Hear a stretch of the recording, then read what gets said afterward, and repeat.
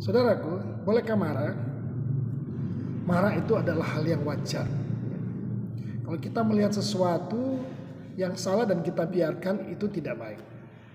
Tapi yang tidak diperkenankan Tuhan adalah kalau kita menjadi seorang yang pemarah. Orang pemarah itu sebentar dia marah, ada hal yang tidak berkenan di hatinya, yang tidak sesuai dengan keinginannya, marah.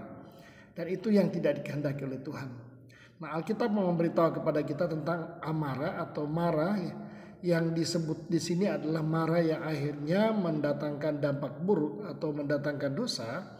Dalam surat Efesus pasal yang keempat ayat 26-27 berkata, apabila kamu menjadi marah, janganlah kamu berbuat dosa, ya, janganlah matahari terbenam sebelum padam amarahmu, dan janganlah beri kesempatan kepada iblis.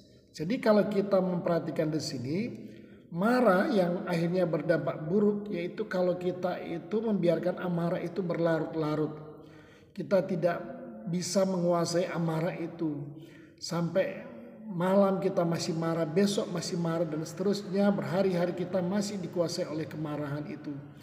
Dan akhirnya kalau saudara tahu, ketika kita membiarkan amarah itu berlarut-larut, akhirnya amarah itu menguasai kita. Kita melihat bagaimana Kain akhirnya membunuh adiknya Abel karena akhirnya amarah itu menguasai dia.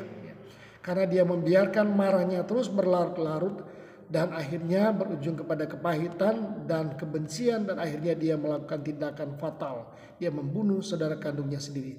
Jadi Tuhan mengajar kita sebenarnya kalau marah itu hal yang wajar, tapi jangan biarkan amarah kita itu menguasai kita. Kuasai amarah kita sebelum amarah itu menguasai kita. Tuhan Yesus memberkati kita.